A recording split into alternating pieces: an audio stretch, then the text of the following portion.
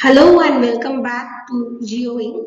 In our first English session, we are going to deal with a poem by Alfred Lord Tennyson.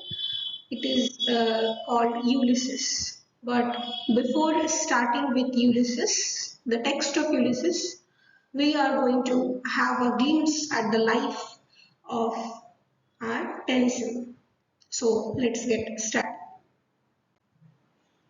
Tennyson was born on 6th of August in 1809 in Somersby, Lincolnshire in England. He was an English poet of the Victorian period, and in 1850 when William Wordsworth died and Samuel Rogers refused the poet laureateship, Tennyson was given the position. In 1829, Tennyson was awarded the Chancellor's Gold Medal. And why? Because of Timbuktu, which was a poem. He published his first solo collection of poems, which is known as Poems Chiefly Lyrical, and it was published in 1830. Right? These are some of the information that you will need in any kind of examination. That's why I have written them. And some of the very short lyrical poems of Tennyson, which are very famous, are Break, Break, Break, The Charge of the Light Brigade, Tears, Idle Tears, Crossing the Bar. You can have a look at Crossing the Bar, which is a very nice poem. And much of his verse was based on classical mythological themes. And today's discussion that is on Ulysses, Ulysses himself is a classical mythological character. Right. You have known about Trojan War, and Ulysses is a very famous warrior from the Greek side, right? In memoriam, AHH was written to commemorate Tennyson's friend Arthur Hallam, who was a fellow poet and also a student and a very dear friend of Tennyson at the Trinity College where they studied together. Right. And In Memoriam was also published in 1850. I have missed to write the information. Please remember that also. Now about Ulysses. Ulysses is a poem in blank verse and it was written in 1833 and published in 1842. It is a very famous example of dramatic monologue. And what is dramatic monologue? Here you know the poetic persona is speaking to a silent listener or some listeners, and it is always assumed that he is speaking to somebody, right? But that listener is not at all responding, but he is listening. And dramatic monologues, Robert Browning, another Victorian poet, is very famous for dramatic monologues, right? Perhaps you have read about My Last Duchess and Andrea del Sarto, Fra Lippi, all those poems, right? Ulysses describes his discontent and restlessness upon returning to his kingdom, which is Ithaca, after his far-ranging travels.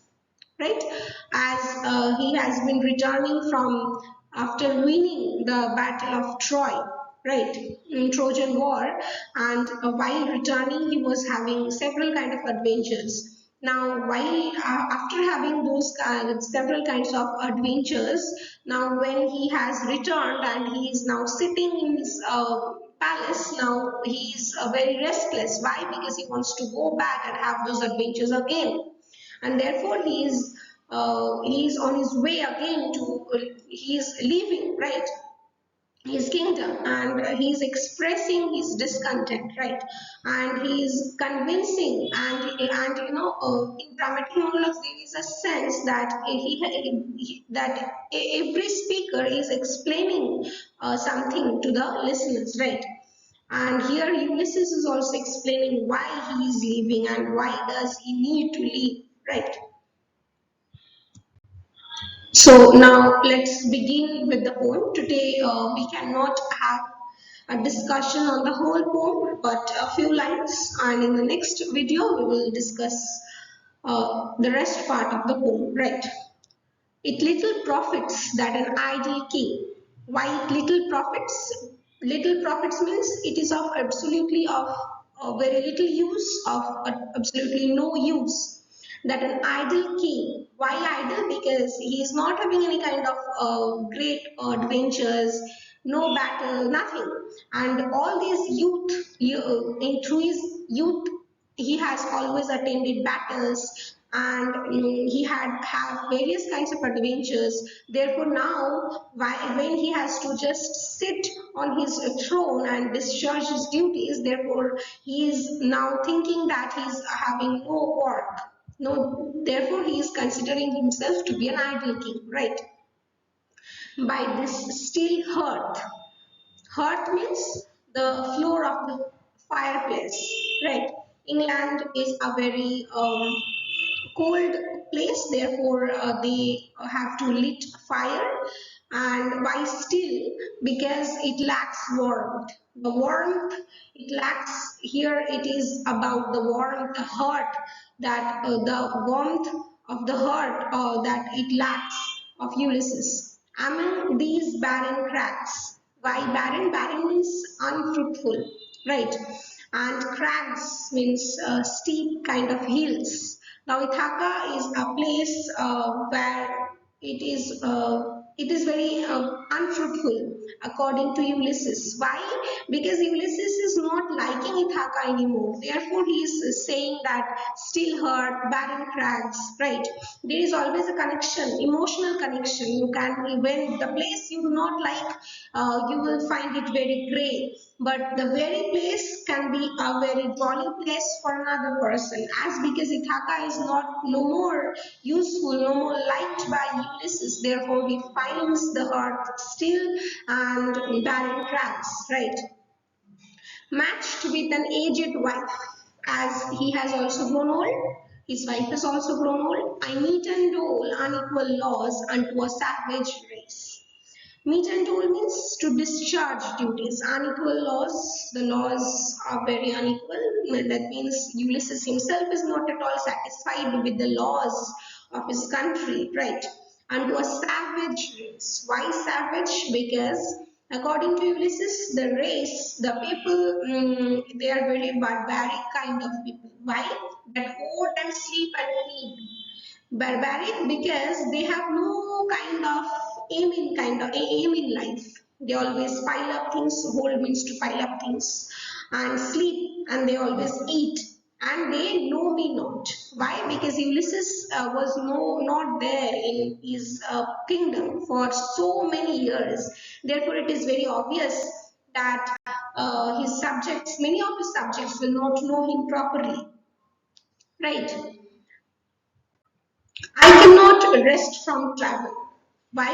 Because he had several kind of adventures and he was enjoying those adventures very much. Therefore, now he cannot rest from travel. He wants to have more adventure.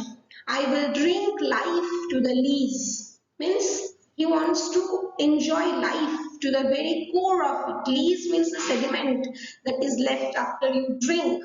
Suppose you drink coffee, then the sediment that it leaves, that is leaves. That means you cannot have more. Now he wants to enjoy life to the very end of it.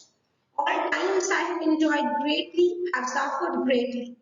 Means he has also enjoyed very much, he had also suffered very much, both with those that loved me alone. That means he is talking about his mates. He has enjoyed his life with his mates, he had suffered with his mates as well as alone on shore, that is on land, and when through scudding drifts the rainy heads vexed the dim sea. Scudding drifts means the rainy clouds, right? That are blown by the winds. Rainy heads are a group of stars, that is believed to bring the monsoon. So when it is monsoon season, it was monsoon season. That time also when he was on sea, and there was a very stormy kind of atmosphere, there also he has enjoyed and also suffered along with his mates and also alone. I am become a name. Very important line. I am become a name means why has he become a name? Because he is a very famous warrior, and also he has traveled, he has gained much knowledge, therefore he has become very famous, and people know him just by his name. You call Ulysses and you know who is Ulysses, right? For always roaming with a hungry heart. Hungry why? Not because he wants to eat, but because he wants to have more knowledge. Right? Therefore, his heart is hungry for gaining more knowledge, for gaining more adventure. Much have I seen and known, whom he has seen and known, cities of men and manners, climates, councils, governments. Therefore, he has roamed so much that he had met several kind of people, and with peculiar kind of manners, peculiar personalities, different cities of different climates, councils, and governments. Right? Myself not least, but honored of them all. That means wherever he has gone, people have honored Ulysses very much. Why? Because Ulysses has become a name, right? He has become very famous. And drunk delight of battle with my peers, far on the ringing plains of windy Troy. Means he has enjoyed the battlefield with his peers. Peers means with his mates, right? On the ringing plains of windy Troy. Wind was blowing, and ringing plains means ringing with the arms, with swords, right? While the Trojans and the Greeks were fighting with each other. And those kinds of adventures he wants to again have, right? So today we are going to deal with only this much. And if you like the video, please subscribe to our channel, share the video with your friends, and we will discuss the rest part of the poem in our next video. Thank you.